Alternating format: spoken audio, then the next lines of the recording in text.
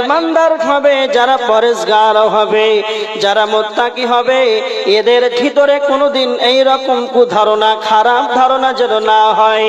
তার মানে যারা কাফের, এরা মনে মনে ভাবে, এরা বলে আমরা মরে গেলে আমরা আমাদের হাড় হাড্ডিগুলো মাটির সঙ্গে মিশে যাবে, সব যেন শেষ হয়ে যাবে, তবে আমাদের কি আবার পুনরুজ্জীবিত করা হবে। পৃথিবীর যতগুলো জাতি আছে, যত ধর্মের মানুষ আছে, সকলে এই মরার ব্যাপারে একমত। কিন্তু যারা কাফের, যারা মুজরিম, যারা আল্লাহকে অস্বীকার করে, তারা যেন কিয়ামতকে অস্বীকার করে। আবার তারা বলে আমাদেরকে আর যেন পুনরুজ্জীবিত করা হবে না। কিন্তু আমার রব বলেছেন কোরআনের আয়াত সূরা নাসিয়াতের ভিতরে 27 নম্বর আয়াত, আল্লাহ বলেছেন বান্দারে, তোমরা যারা সন্দেহ করো, তোমরা যারা মনে মনে ভাবো যে আমাদের কি আবার পুনরুজ্জীবিত করা হবে কি হবে না, তো আমার আল্লাহ বলছেন আনতুম আশাদ্দু খালকান আবিস সামাউ বানাহা। আল্লাহ বলেছেন বান্দারে, তোমরা কি একবার দেখো না এত বড় আসমান কি আমি বানিয়েছি, এই আসমানটা বানানোটা কঠিন না তোমাদেরকে? তার মানে এত উঁচু আসমান, এত সুন্দর করে আল্লাহ সপ্তম আসমানকে সাজিয়ে রেখেছেন, কোনো খুঁটি খাম্বা নাই। একবারে এতটা উঁচু আসমানকে আল্লাহ সুবহানাহু ওয়া তাআলা বিনা খুঁটি খাম্বার দ্বারা রেখে সাজিয়ে রেখেছেন, সুসজ্জিত করে রেখেছেন। তো আমার আল্লাহ বলছেন তোমরা কি একবার তা ভাবো না, আসমান বানানোটা কঠিন না তোমাদেরকে বানানোটা কঠিন? তোমরা মনে রেখে দাও, আমি আল্লাহ তোমাদেরকে ওয়া কুনতুম আমওয়াতান ফাহইয়াকুম, তোমাদেরকে অস্তিত্ব থেকে আমি আল্লাহ তোমাদেরকে অস্তিত্ব দিয়েছি।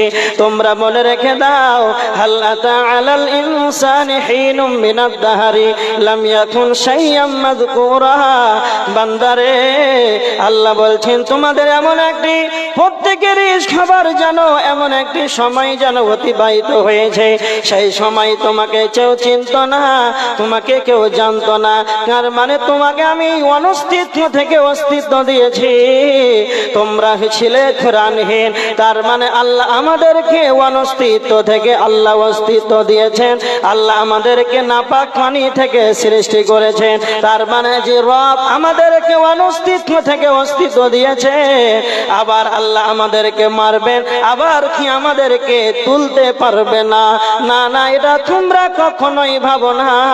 তোমরা যখন মারা যাবে, তোমাদের শরীরের কোন অংশটা কোথায় মিশিয়ে থাকবে, এটার ক্ষমতা স্বয়ং আমার মাবুদের কাছেই রয়েছে। আল্লাহ বলছেন বান্দারে, সূরা আল মুমিনের 115 নম্বর আয়াতের ভিতরে, আফাহাসিবতুম আন্নামা খালাকনাকুম আবাসা ওয়া আন্নাকুম ইলাইনা লা তুরজাউন ওয়া আন্নাকুম ইলাইনা লা তুরজাউন। আল্লাহ বলছেন তোমরা কি ভেবেছো যে আমাদেরকে আর আবার আমার কাছে ফিরে আসতে হবে না? না না না, তোমরা শুনে রেখে দাও, ইন্না ইলাইনা ইয়াবাহুম সুম্মা ইন্না আলাইনা হিসাবাহুম।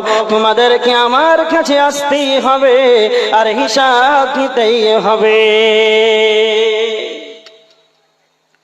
পৃথিবীর বুকে সবাই বিশ্বাসী যে মরতে হবে, কারো দ্বিমত নাই, মত পার্থক্য নাই। কিন্তু এক জায়গাতে মত পার্থক্য, আবার তোলা হবে কি উঠানো হবে কি হবে না, এই নিয়ে মতভেদ।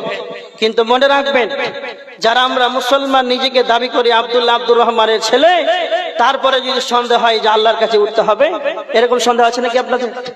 আছে?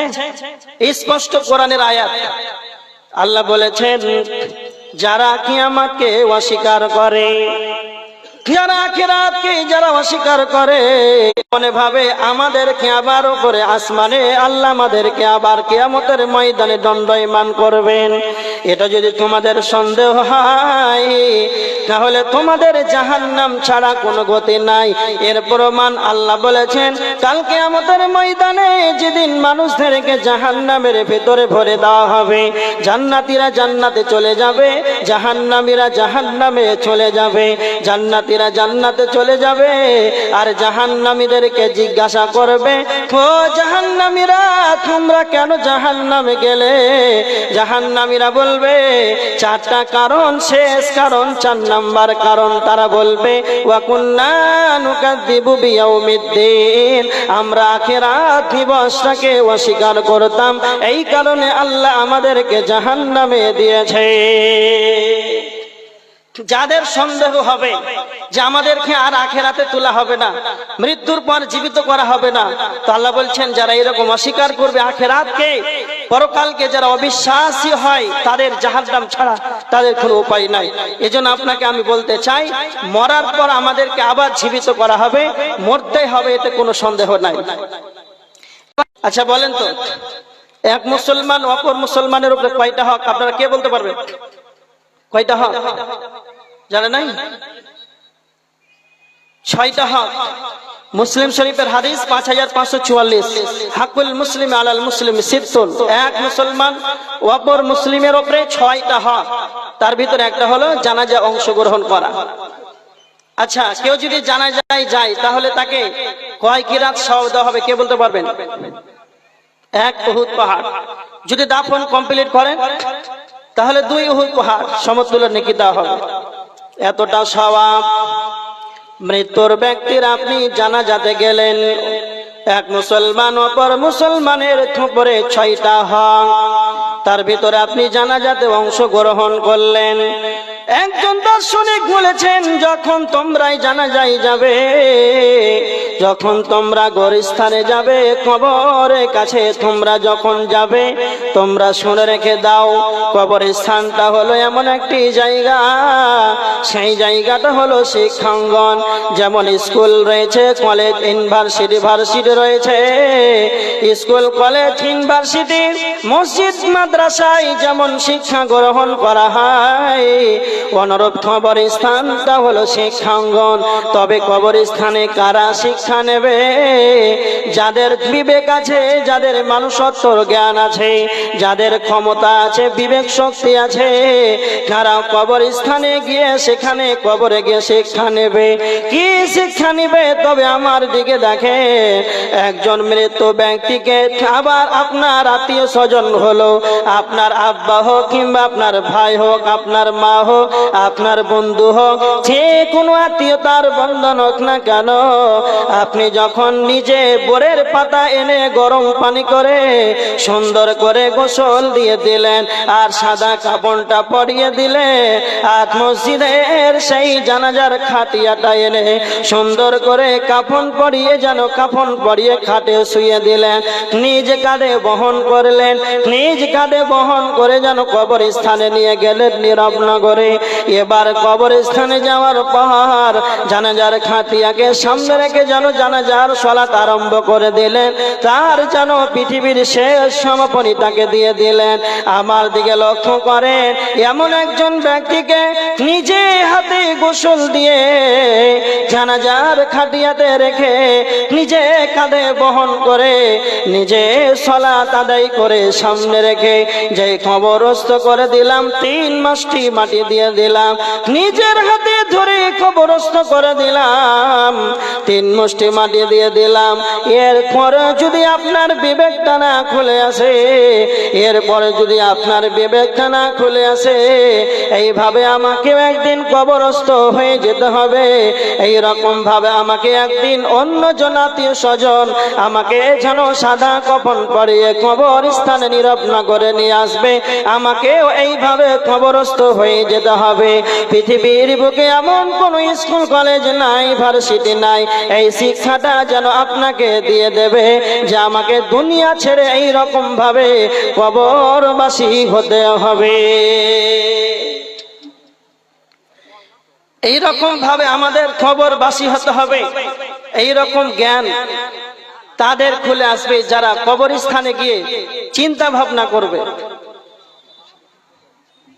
কবরস্থানে গিয়ে তারা চিন্তা ভাবনা করবে যে আমাকে এইভাবে একদিন চলে যেতে হবে। আল্লাহ রাসূল সাল্লাল্লাহু আলাইহি ওয়াসাল্লাম কবরস্থানে যেতে বলেছেন। ইবনে মাজাহ শরীফের হাদিস, ভালো করে শুনেন। হযরত আয়েশা আম্মা জান আয়েশা রাদিয়াল্লাহু তাআলা আনহা তিনি বর্ণনা করেছেন আল্লাহর নবী সাল্লাল্লাহু আলাইহি ওয়াসাল্লাম বলেছেন রাখাসা ফি জিয়ারাতিল কুবুর।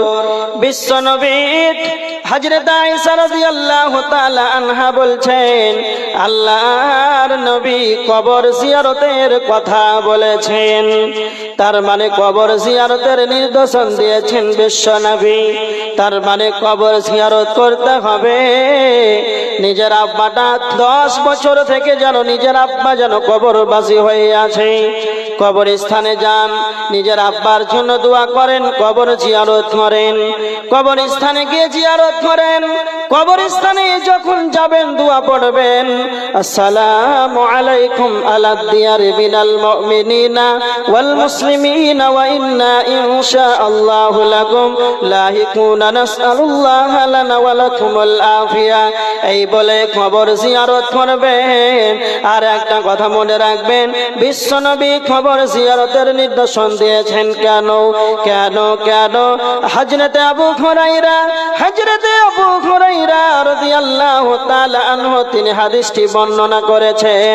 হাদিস নাম্বার ইবনে মাজাহ শরীফের 1557 নাম্বার হাদিস।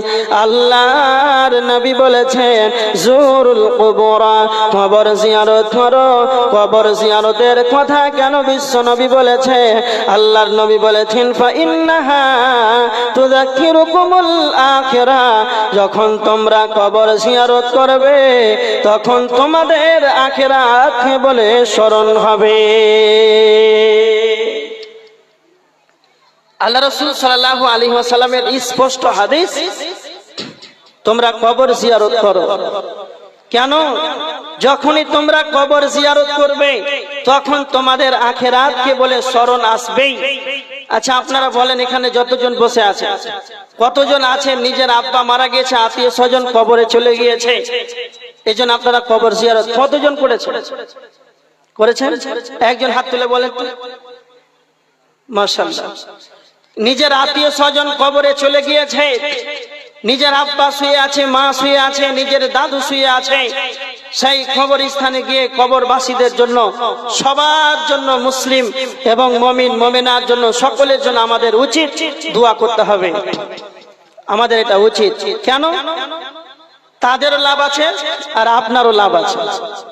কবর জিয়ারত করলে আপনারও লাভ আছে, আপনার বিবেকটা খুলে আসবে, মওতকে বলে আপনার স্মরণ হবে, এই জন্য জিয়ারত করতে হবে। এবার দেখেন হযরত আবু হুরায়রা রাদিয়াল্লাহু তাআলা আনহু তিনি বর্ণনা করেছেন আল্লাহর নবী সাল্লাল্লাহু আলাইহি ওয়াসাল্লাম বলেছেন আকসিরু যিকরা, তোমরা বেশি বেশি করে স্মরণ করো ইয়ানিল মাউত, মওতকে বেশি বেশি করে স্মরণ করো। বিশ্বনবী কেন মরণকে স্মরণ করার কথা বলেছেন? কেন কেন? বিশ্বনবী হাদিসের শেষ অংশে বলেছেন হাযিমিল লাযযাত, মরণ এমন একটা বস্তু যখনই আপনি বেশি বেশি করে মরণকে স্মরণ করবেন তখন দুনিয়ার যত চাকচিক্যন ঐশ্বর্যবাণী, দুনিয়ার মজা, দুনিয়ার যতগুলো স্বাদ, দুনিয়ার যতগুলো স্বাদ, সমস্ত স্বাদ যেন ধ্বংস হয়ে যাবে, সেটাই হলো মত। এজন্য বিশ্বনবী বলেছেন তোমরা বেশি বেশি করে মরণকে স্মরণ করো।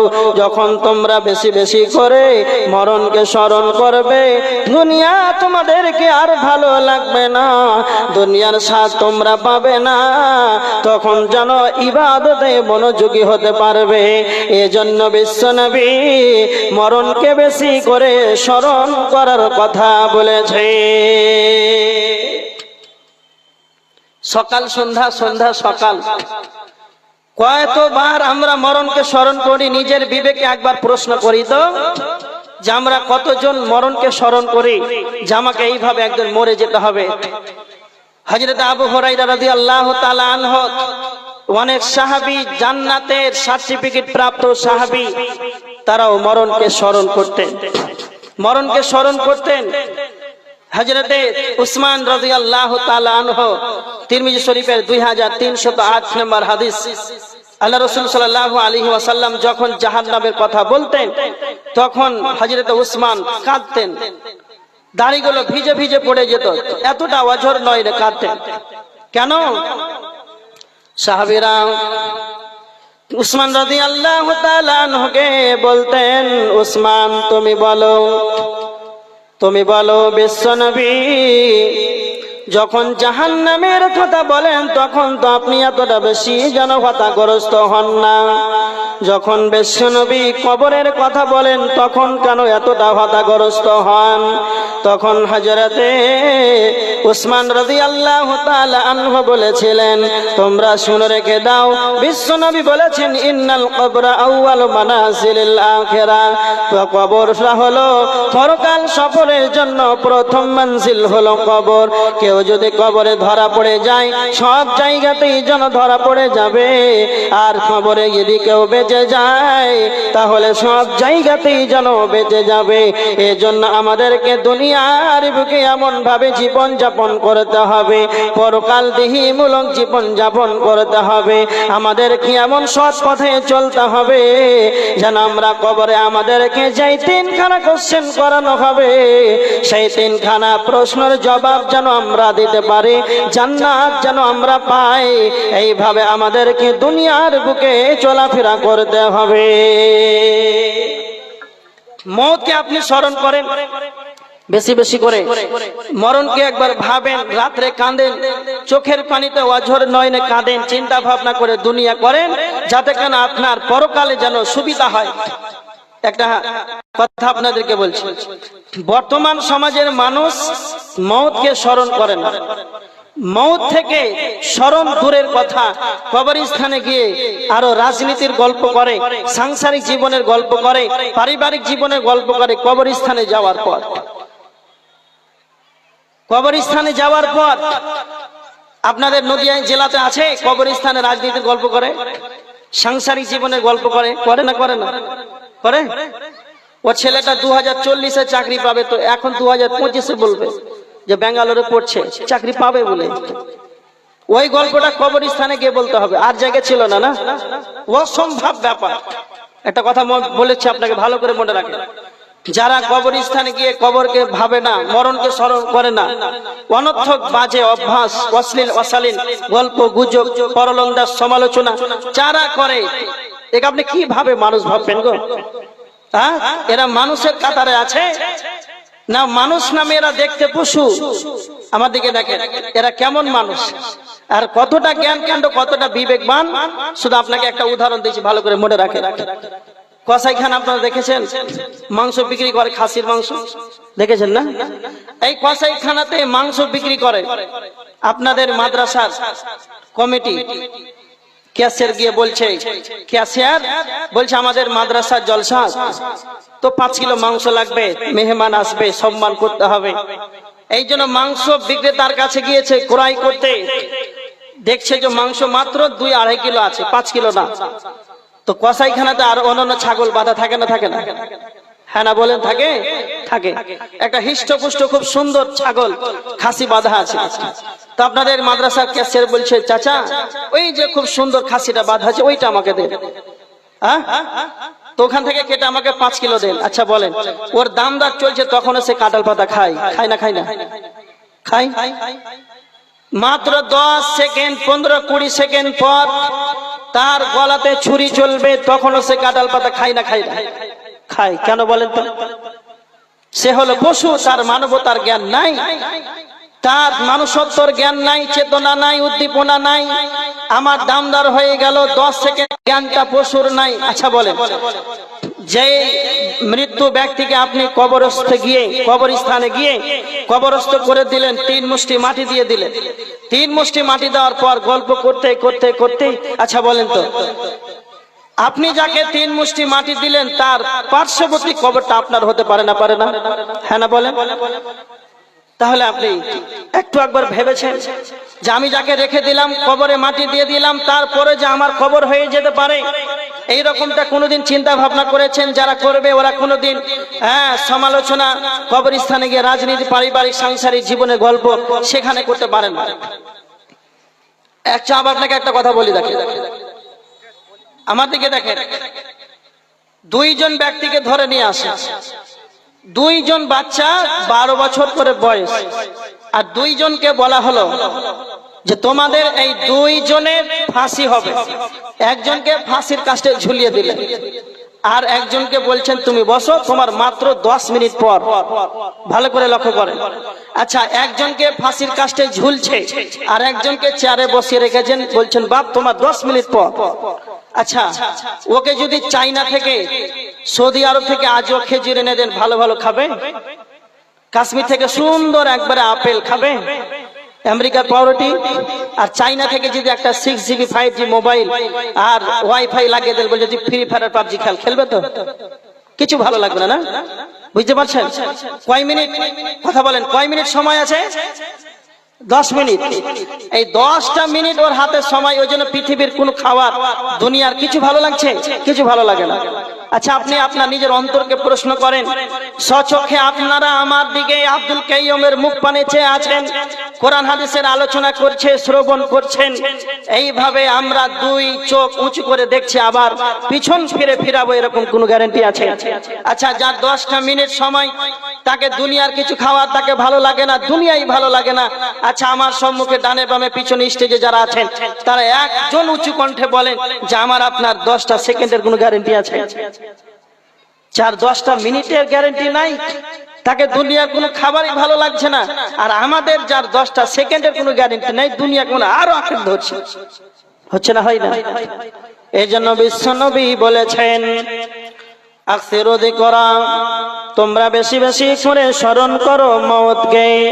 কেন? যখন তোমরা মরণকে বেশি বেশি করে স্মরণ করবে, হাদিমিল লাজ্জাত, দুনিয়ার সমস্ত স্বাদ, দুনিয়ার সমস্ত মজা যেন ধ্বংস হয়ে যাবে। হযরতে উমর ইবনে উমর রাদিয়াল্লাহু তাআলা আনহুকে বিশ্বনবী বলছেন, উমর, তিরমিজি শরীফের 3333 নম্বর হাদিস, আল্লাহর নবী বলছেন ওয়াউদ্দা নাফসাকা ফি আহলিল কুবুর, উমর তুমি সর্বদা নিজেকে কবরবাসী ভেবে নাও। সকাল হবে সন্ধ্যার আশা করবে না, সন্ধ্যা হলে সকালের আশা করবে না। তার মানে যারা ইমানদার হবে, যারা পরেজগার হবে, যাদের মানবতার জ্ঞান থাকবে, আমাকে একদিন মরে যেতে হবে। আজকে আমি বিছানায় শুয়ে গেলাম, যেই রাত্রিতে এশার সালাত আদায় করে আমি ঘুমিয়ে গেলাম, আবার আমার সকাল হবে, ফজর হবে, এর কোনো গ্যারান্টি নাই। আবার আমি ফজরের সালাত আদায় করলাম, আবার আমি মাগরিব পাবো, এর কোনো গ্যারান্টি নাই।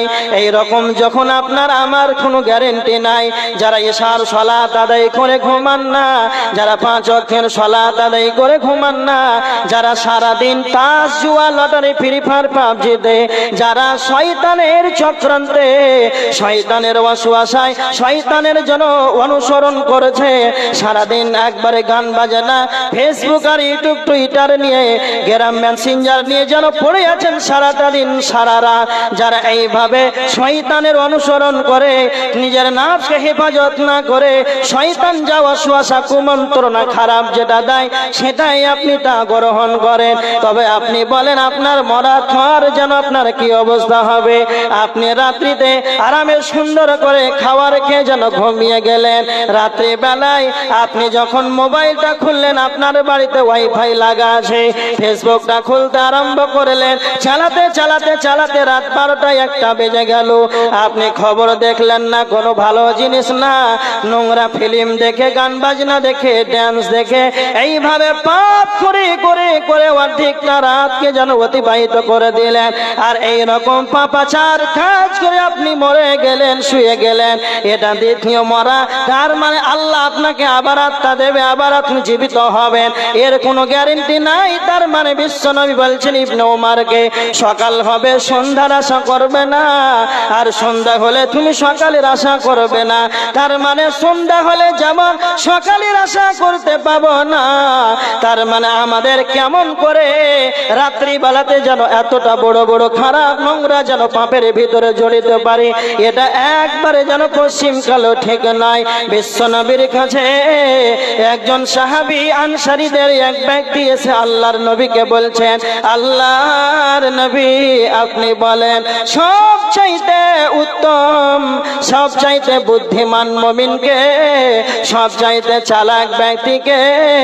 আল্লাহর নবী সাল্লাল্লাহু আলাইহি ওয়াসাল্লাম বলেছেন, ইবনে মাজাহ শরীফের 4259 নম্বর হাদিস, আল্লাহর নবী বললেন আকসারুহুম লিল মাউতি যিকরা, যেই ব্যক্তি বেশি বেশি করে মরণকে স্মরণ করে, যে ব্যক্তি বেশি বেশি করে মরণকে স্মরণ করে, সেই ব্যক্তি হলো সবচাইতে চালাক। দ্বিতীয় নম্বর বিশ্বনবী বললেন, যারা মৃত্যুর পর দুনিয়ার বুকে চলাফেরাকালীন আখিরাতের জন্য প্রস্তুতি গ্রহণ করে, মরার পর মৃত্যুর পর পরবর্তী জীবনের জন্য আখিরাতের জন্য সে প্রস্তুতি গ্রহণ করে, সেই ব্যক্তি হলো দুনিয়ার বুকে সবচাইতে চালাক।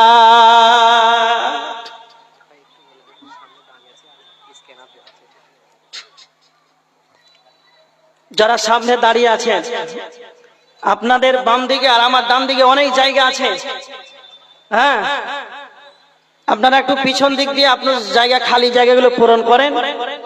আর গেটে স্ক্যানার দেওয়া আছে, ফোন পে, যারা গোপনে দান করবেন স্ক্যানটা তাড়াতাড়ি করে দিয়ে একবারে গোপনে 1 লাখ টাকা, 5,000, 10,000 মেরে দেন। হ্যাঁ, গোপনে দান হয়ে গেল, ওটা দিতে পারেন আল্লাহ রাস্তায়। কেউ 100, 500, 200 যে যা পারবেন, 10, 20, 5 সব ফোন পে হবে, সেটাও আপনারা দিতে পারেন। আর আপনারা এই ফাঁকা জায়গাগুলো একটু পূরণ করেন, অনেক জায়গা এখানে আছে।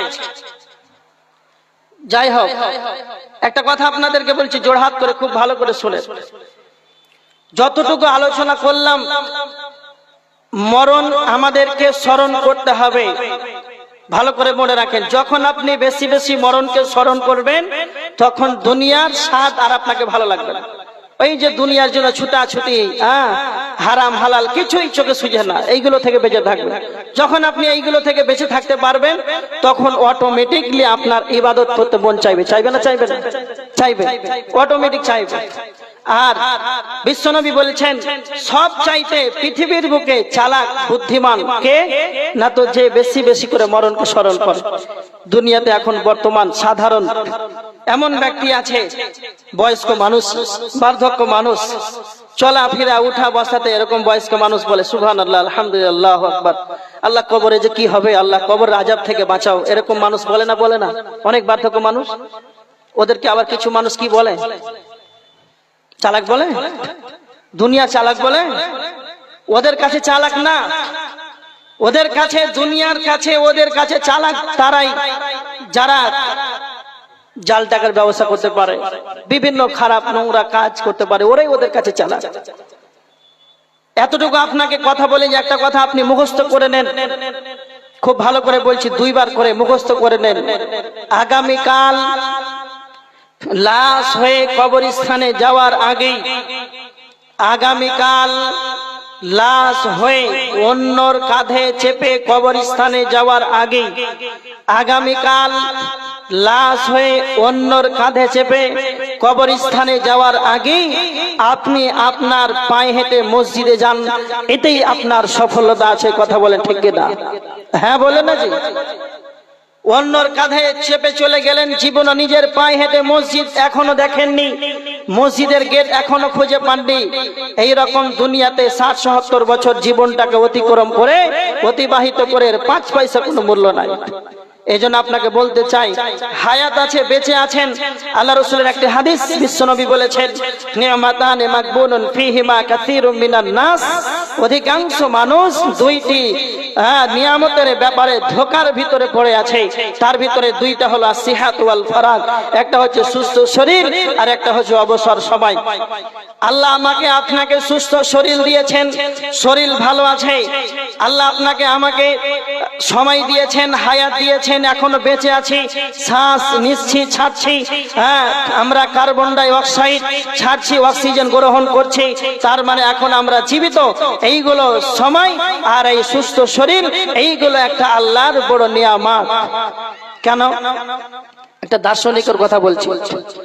একজন দার্শনিক বলেছেন, যদি কালে তুমি তোমার জীবনকে নিয়ে ভাবতে চাও, ভালো করে কথাটাও শুনেন, যদি কালে তুমি তোমার জীবনটাকে নিয়ে ভাবতে চাও, তাহলে তোমরা 3খানা জায়গা ভ্রমণ করো। 1 জেলখানা, 2 হাসপাতাল, নাম্বার 3 কবরস্থান। যখন তুমি জেলখানাতে যাবে তখন তুমি দেখতে পাবে স্বাধীনতা কাকে বলা হয়। জেলের ভিতরে যারা থাকে ওদেরকে যা মার পানি দেয় তাই খায়। বিরিয়ানি খায় না। আপনি আছেন স্বাধীন, মন চেয়েছে জলসাতে এসেছেন, মন চাইবে বাড়ি চলে যাবেন, সকাল হবে কলকাতা যাবেন, এটা হচ্ছে স্বাধীন। কিন্তু যারা জেলে আছে আপনার মতো পারবে? এই জন্য কথাটা বললাম, যারা জেলখানায় যদি আপনি যান, স্বাধীনতা কাকে বলা হয় সেটা আপনি বুঝতে পারবেন। নাম্বার 2, আপনি আপনার জীবনটাকে নিয়ে যদি ভাবতে চান, তাহলে হাসপাতালে যান। মানে হাসপাতালে গিয়ে একবার দেখে আসেন, পিজি হাসপাতাল হোক আর এনআরএস হোক, যে কোনো বড় বড় হাসপাতালে যান। একবারে ক্যান্সারের রোগী দেখেছেন? একজন যদি আপনাদের এই গ্রামে ক্যান্সার রোগী থাকে, বাপরে মারে করে ছিটফিট করবে আর অতি চিৎকার করবে, গোটা গ্রামবাসী হয়রান হয়ে যাবে, ঘুম যেতে পারবে না। বড় বড় হাসপাতালে যান, অ্যাক্সিডেন্ট রোগী 200 হাড়ে, তার মানে 100 খানা হাড় তহাস নহাস হয়ে ভেঙে চুরমার হয়ে গেছে। এই হাড়ের ব্যথা বাপরে মারে করে হাসপাতালের ভিতরে চিৎকার করছে। কার অপারেশন হয়েছে, কার মাথা ঘোরা, কার যার কত রোগী আর চিৎকারের আওয়াজ তাদের কানে ঢুকবে। তখন আপনি ওই জায়গা থেকে বুঝতে পারবেন যে আল্লাহ আমাকে সুস্থ রেখেছে, আল্লাহ আমাকে কতটা ভালো রেখেছে, কতটা আল্লাহর বড় নিয়ামতের ভিতরে আছে। বুঝতে পেরেছেন কথাটা? নাম্বার 3, কবরস্থান। যখন আপনি কবরস্থানে যাবেন, আপনি যখন কবরস্থানে যাবেন, একবার ব্রেনটাকে খুলে দেন, নিজের কম্পিউটার। এই ব্যক্তিটা আজকে আমরা 3 মুষ্টি মাটি দিয়ে গোসল দিয়ে জানাজার খাটিয়াতে করে এনে সামনে রেখে জানাজার সালাত আদায় করে দিলাম।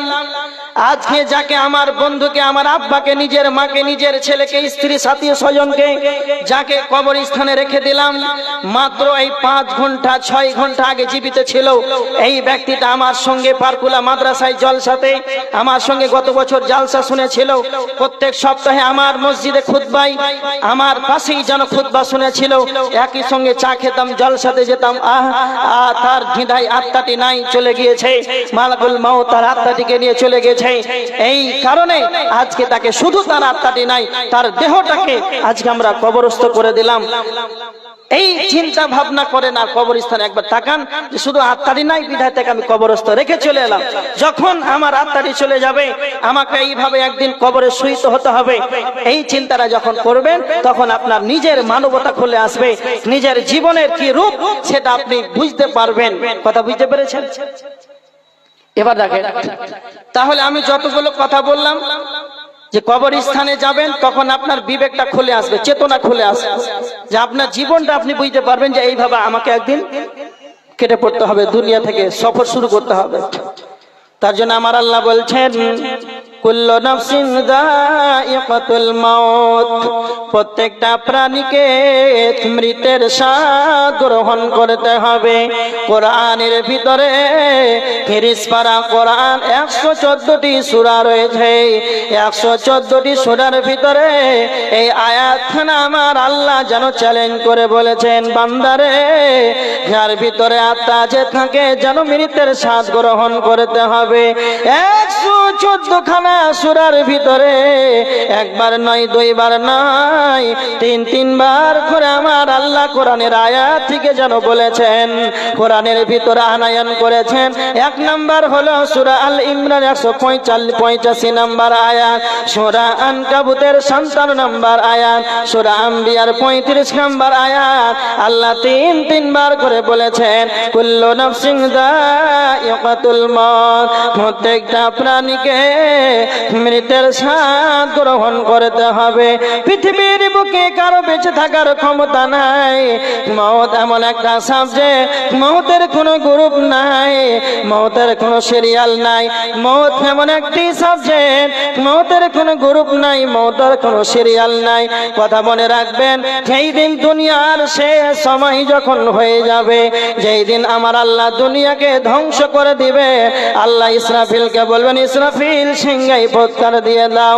যখন একবার সিংহাই ফুৎকার দেওয়া হবে, আসমান মণ্ডলী চূর্ণ বিচূর্ণ যেদিন হয়ে যাবে, আবার আমার আল্লাহ বলবেন ইসরাফিল দ্বিতীয় সিংহাই ফুৎকার দিয়ে দাও।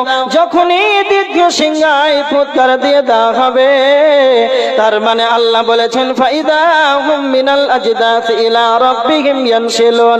আল্লাহ বলেছেন কবর থেকে উঠে দণ্ডায়মান হয়ে মহান পালন কর্তার দরবারে সকলেই যেন দৌড়াবে।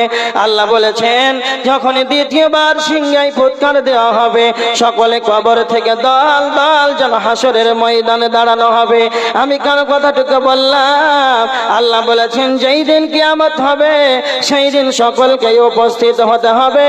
ওয়া মা হুম আনহা বিগাইবিন, সেই দিন কেউ অনুপস্থিত থাকবে না, সেই দিন কেউ পৃথক থাকবে না, আলাদা থাকবে না, কেউ বলতে পারবে না আমি ওই জায়গাতে যেন হাসরের ময়দানে যাব না। আল্লাহ সমস্ত মানুষদেরকে একত্রিত করে বলবেন, সমস্ত হাসরবাসীকে যারা জান্নাতি হবে আল্লাহ তাদেরকে জান্নাতে দেবেন, যারা জাহান্নামী হবে তাদেরকে জাহান্নামে দেবেন। আমি কথাটি কেন বললাম? জান্নাত জাহান্নাম, জাহান্নাম জান্নাতের গ্রুপ আছে। সকলেই জাহান্নামে যাবে না, সকলেই জান্নাতে যাবে না। জান্নাতে যারা ইমানদার তারা জান্নাতে যাবে, যারা কাফের তারা জাহান্নামে যাবে। জান্নাত জাহান্নাম, জাহান্নাম জান্নাতের যেন গ্রুপ আছে। কিন্তু মওত এমন একটা সাবজেক্ট, মওতের কোনো রকম কোনো গ্রুপ নাই। আপনি ফকির হন, মিসকিন হন, তবে মরতে হবে। যারা পৃথিবীর বুকে যারা কোটি কোটি টাকার মালিক বাদশা, তাদেরকে যেন মরতে হবে, কারো বাঁচার কোনো উপায় নাই। ভিতরে সাউন্ড দেন। মওত এমন একটা সাবজেক্ট, এর কোন রকম গ্রুপ নাই। কেমন? একজন ভিখারিকে মরতে হবে, একজন বাদশাকে মরতে হবে। বর্তমান পৃথিবীতে স্বাধীন দেশ 200টা দেশ, কে বলছে 260, 258, যত রাষ্ট্র আছে প্রত্যেকটা রাষ্ট্রে একটা করে প্রধানমন্ত্রী আছে না নাই? হ্যাঁ না বলেন, আছে না নাই? আছে। ইতিহাস প্রমাণ করেছেন এমন একটি সময় যেন অতিবাহিত হয়েছিল, সেই সময় যেন পৃথিবী, সারা পৃথিবী যেন একজনই বাদশা শাসন করেছিল। এক একজন দেশের এখন এক একজন প্রধানমন্ত্রী রয়েছে, কিন্তু এমন একটা সময় যেন অতিবাহিত হয়েছিল, সেই সময় যেন সারা পৃথিবীকে রাজত্ব করেছিল। তার ভিতরে 4 জন ছিলেন বাদশা, 2 জন ছিলেন মুসলমান, 2 জন ছিলেন কাফের। 2 জন মুসলমানদের নাম হলো সুলাইমান ইবনে দাউদ আলাইহিস সালাম, 2 নাম্বার হলো জুলকারনাইন। 2 জন কাফের নাম, একজনের নাম হলো বাগতে নাসার, আর অপরজনের নাম হলো নমরুদ। এরা 4 জন ছিল এমন বাদশা যারা পৃথিবীকে যেন শাসন করেছিল। আজ তারা পৃথিবীর বুকে নাই, তাদেরকে যেন পৃথিবী থেকে ছেড়ে চলে যেতে হয়েছে। এজন্য আপনাকে বলতে চাই, মরতেই হবে, বেঁচে থাকার কোনো আমাদের গৌরব নাই। এমনকি বিশ্ব নবীকে আল্লাহ বলছেন, হে নবী মুহাম্মদ, ওয়া মা জাআলনা লিবাশারিন মিন ক্বাবলিকাল খুল, হে নবী মুহাম্মদ আপনার পূর্বে আমি কাউকে অনন্তকাল যেন জীবন দান করে নাই। আফা ইম্মিত, আপনাকে মরতে হবে, তবে কি তারা চিরজীবী থাকবে? তার মানে আপনাকে মরতে হবে। আল্লাহ বলেছেন সূরা জুমার 30 নম্বর আয়াতের ভিতরে, হে নবী মুহাম্মদ ইন্নাকা মাইয়িতুন, আপনাকে মরতে হবে।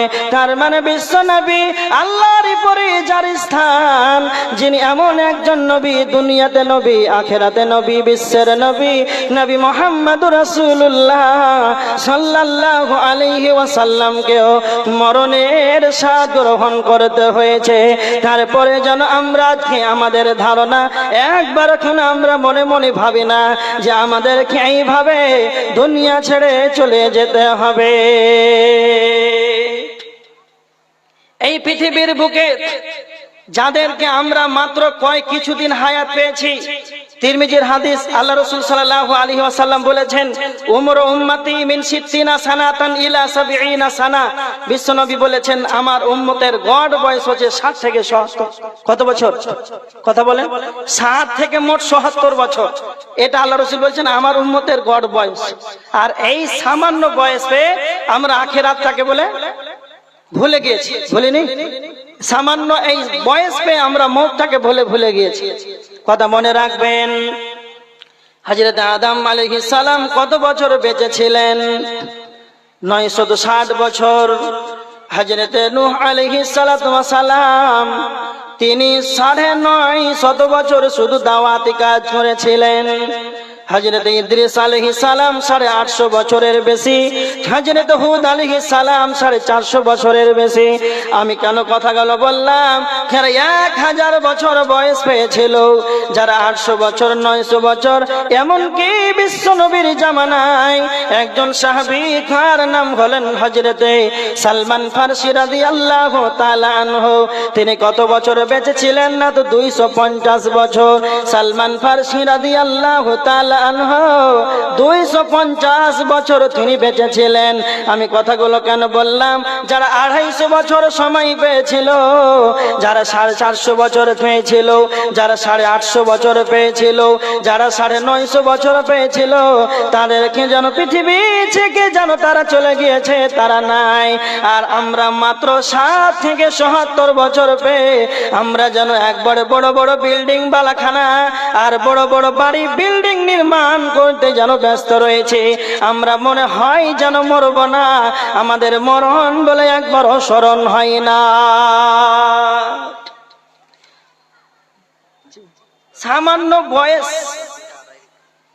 সামান্য বয়স পেয়ে আমরা কিছু সব ভুলে গেছি। কতটা আমরা দুনিয়াতে বসবাস করি।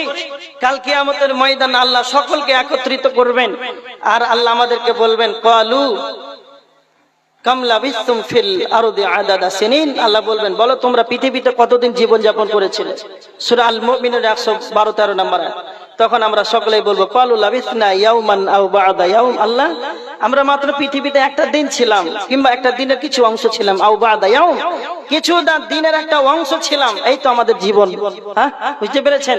এই সামান্য জীবন আমরা পেয়েছি, আর আমরা আখিরাতকে বলে ভুলে গেছি। যাই হোক, অনেকক্ষণ দীর্ঘক্ষণ আলোচনা করলাম। একটা কথা আপনাদেরকে বলছি, মরণ সম্পর্কে আলোচনা করছিলাম। পৃথিবীতে সকলেই মরণকে স্বীকার করেছে। এমন পৃথিবীতে কেউ নাই যে মরণকে অস্বীকার করবে, এটা কেউ করতে পারেনি। একজনের নাম বলছি আমেরিকার, তার নাম হচ্ছে মাইকেল জ্যাকসন। তিনিও মরণকে অবিশ্বাস করেছেন এটা না, কিন্তু তিনি মনে মনে ভাবছিলেন যে আমি একটু কিছুক্ষণ দীর্ঘক্ষণ, মানে আমি কিছুদিন বেশি বাঁচবো, এইরকম একটা উদ্দেশ্য নিয়ে কি করেছিলেন জানেন? সেই মাইকেল জ্যাকসন 4 জন ডাক্তার তিনি নিযুক্ত করেছিলেন, রেখেছিলেন। 4 জন ডাক্তার তার খাবারের পরীক্ষা করত। কি কি খাবে, কোন খাবার কি খেলে কোনটা হজম শক্তি ভালো, কোনটা কি ভালো, ল্যাবরেটরিতে চেক করে ওই মাইকেল জ্যাকসনকে খাবার দিত যেন অসুখ বিসুখ না হয়, লোকটা যেন বেশি দিন বাঁচে। এই টার্গেটে সেই 4 জন ডাক্তারকে নিযুক্ত করে ল্যাবরেটরিতে চেক করে খাবার খেয়ে তিনি একটা কথা বলেছিলেন যে আমি 150 বছর বাঁচবো, এটা আমার টার্গেট। কত বছর? মাত্র 150 বছর বাঁচার একটা টার্গেট ছিল, যে আমি 150 বছর বাঁচবো।